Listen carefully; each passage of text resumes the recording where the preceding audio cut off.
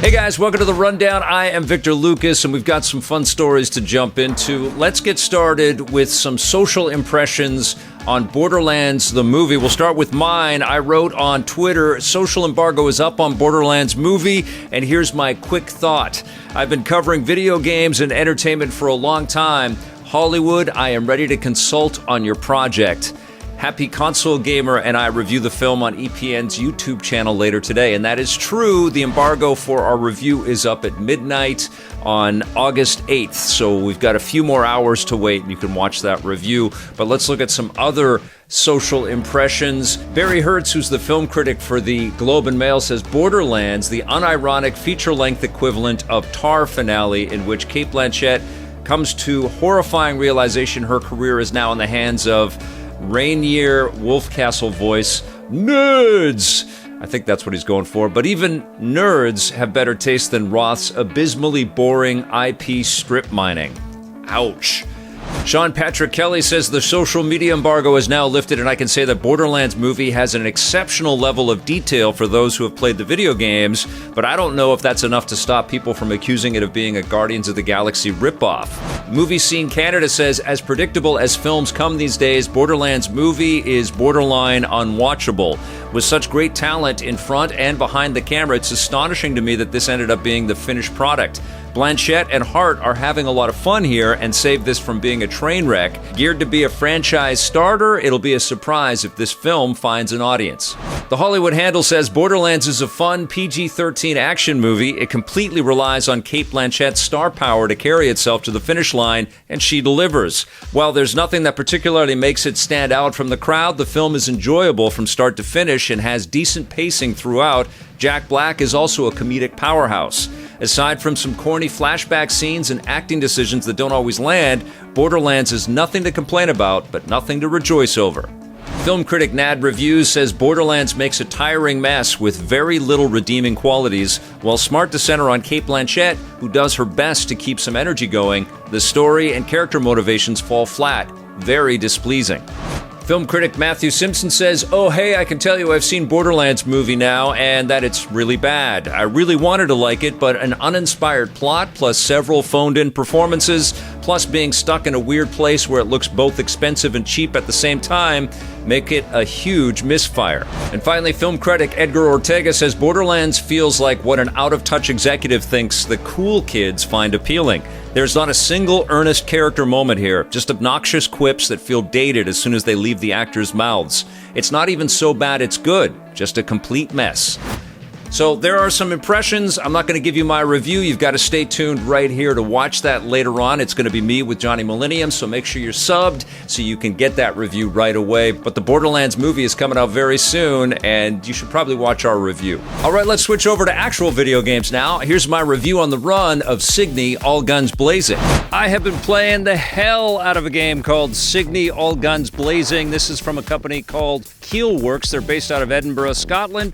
Had a chance to chat with those people and people from Konami, who is the publisher, about this title, and I've been obsessed with this game. I've been playing it on the Steam Deck, I've been playing it on the ROG Ally and Ally X, and recently I got a PlayStation 5 code for this game, and that is my preferred way to play this title. It is arguably the most beautiful top-down shooter or shoot-em-up or shmup that I've ever seen. It's absolutely gorgeous. There's so much destruction and carnage on screen, and the visuals and the audio punch of this title are astounding. It took my breath away when I saw it last year in early preview form, but it's just been tuned and tweaked and polished ever since then, and it's been a real delight to play this. I probably put about 25 hours into this game, and I suck at it. I'm still terrible at it. I'm still learning its intricacies and how to deal with leveling up and powering up. I do have an issue with the power-up system. It's a little bit convoluted, a little bit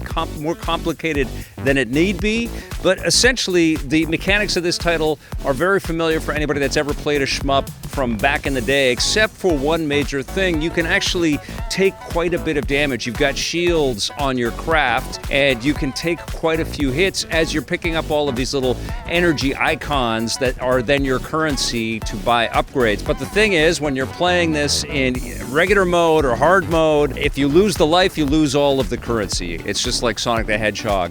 And when you're playing in easy mode, which I have defaulted to because I like a few extra kicks at the can here, if you die in easy mode, you also lose all that currency. So powering up and leveling up your ship takes a long time. You definitely need to have some skill and some strategy in order to boost up your craft. And you're going to want the drones, you're going to want the better homing missiles, and then you can get into a designer mode and mix and match.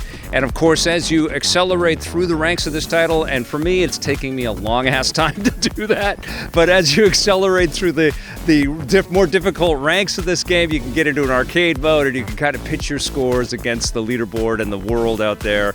There is a tremendous amount of cool lore in here. Essentially, you're fighting off this sort of insect-like invading force. They've got all of these cool bug-like ships, these biomechanical ships that are coming at you, and they just load up the screen. There's so much activity on screen, just swarms and swarms of bad guys, and you feel like you have seen as crazy and as big and as crowded as it's going to be after the first level, but nope, it keeps accelerating from there. There are lots of these cool little swarming bugs. There are also mini bosses and also more of these tank-like creatures because the game operates on a couple of planes like Xevious or something. You've got a laser cannon that you can shoot down at creatures that are coming towards you on the ground, and some of them are shielded, and sometimes it's a real risk-reward type scenario because if you're wasting time trying to get the ground units, of course you're getting swarmed up above as well. And so it's frantic, it's crazy. I haven't tried this in co-op mode yet. I really want to, but my wife is not going to play this with me. My kid's not really into this stuff, so I just haven't crowded around the screen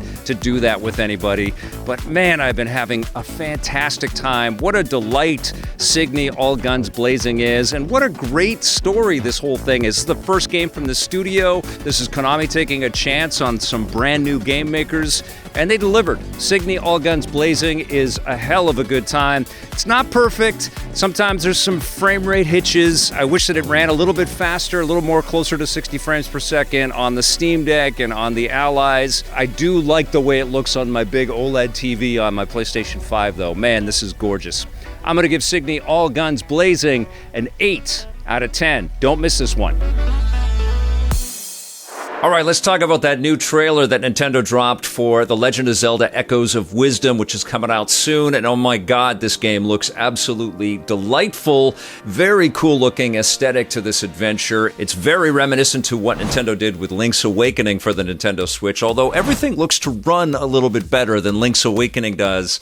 And it also looks like it's much more ambitious. The world looks much more sprawling and a lot more dynamic. And you're also going to employ some capabilities that are somewhat familiar to Tears of the Kingdom fans out there, like the ability to bind to objects and attach yourself to moving objects so you can scuttle along or climb up walls if you're connected to a spider. You also can get a horse in this game and gallop across the map much quicker, which is really cool. There's fast travel included in this experience. You just have to unlock the toggle points that allow you to be able to do that. And then, of course, you've got all of these really cool echo abilities that can help you build things and create things and solve puzzles that way. And there's a whole bunch of customization built into this game as well. It looks like a great kind of compendium of different ideas from across Zelda lore, and I love that it's kind of this top-down vibe. It's very retro in its look, and I imagine its feel and its play. It almost looks like a pocket-sized kind of response to the expanse of Tears of the Kingdom, the never-ending sort of gameplay loops of Tears of the Kingdom. This looks a lot more confined and contained, and I'll be surprised if this doesn't end up being my favorite game of 2024. There are games that I'm more excited for, and I'll make a video about all the games that are coming up that I'm super stoked for, but this, I think, is probably going to be my favorite game of the year. Nintendo doesn't really miss when they're coming out with new Zelda experiences. And yes, I am so freaking stoked that we get to play as Zelda in this adventure and save Link for once. How cool is that? Cannot wait for The Legend of Zelda Echoes of Wisdom, and we don't have that much longer to wait. It comes out September 26th. All right, I've got another review on the run for you. Here's my look at Thank Goodness You're Here. All right, you guys, you've been saying you want something fresh and original to play. Well, I've got that game for you right now. It is called Thank Goodness You're Here. here, and it's developed by a company called Coal Supper, which should give you an idea of how absurd this experience is about to be. You jump in and you're playing as this little salesman in this sort of North English town, and they call it a slap former because you're running around and you're slapping things. You might be slapping a butt, you might be slapping a garbage bag and a rat might jump out of it. You might be slapping a little guy just having a pasty on the bench and it just splats all over his face. And everybody's got this crazy little thing to say. I couldn't understand some of it, so I had to have the subtitles up, but it's so charming and so funny and so absurd. It's like you're playing through a Monty Python cartoon.